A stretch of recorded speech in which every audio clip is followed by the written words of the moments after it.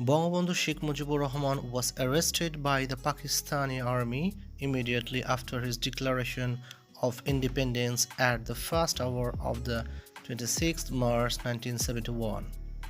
He was taken to Pakistan as a captive and imprisoned there in a small cell for capital punishment until 7th January 1972. Even a grave was dug in front of his cell, but Mujib was fearless. He knew nothing would stop the Bengalis to gain independence. In fact, his name and independence became synonymous, so the whole world was awaiting breathlessly to witness his homecoming.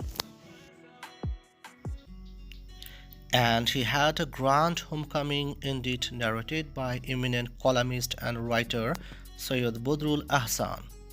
In the evening of 7th January 1972, Bangabandhu left Chaklala Airport in Rawalpindi, from where he would fly to London. 9 months earlier, he was brought to Pakistan as a prisoner with little hope to return.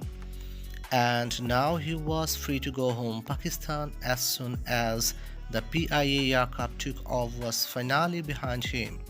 Early in the morning on 8 January 1972, Bangabandhu arrived at Heathrow Airport. News of Bangabandhu's arrival in London spread quickly. Journalists, general public, British officials and politicians, and Bengali residents in the city made their way to Hotel Clarice. News bulletin on the BBC and other media organizations made note of the Bangabandhu's arrival in their headlines. By early afternoon, the father of the nation had met the British Prime Minister Edward Heath and leader of the opposition Harold Wilson. Then he called Dhaka and for the first time since his arrest by the Pakistan Army in March spoke to his family. A long conversation then followed with Prime Minister Tajuddin Ahmed. The conversations with his family and with Tajuddin were emotional affairs, but he now had a clear picture of all that had happened in his absence in Bangladesh. It gave him immense pleasure knowing that he had truly liberated his people. Bangabandhu's opening word at a crowded news conference that evening at Clarice was a touch poetic.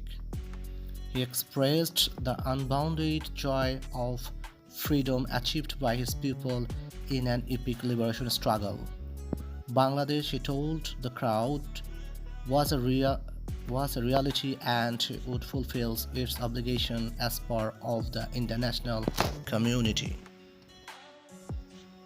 He made it clear that those who were involved in different types of crimes, including genocide, would be trialed by his government.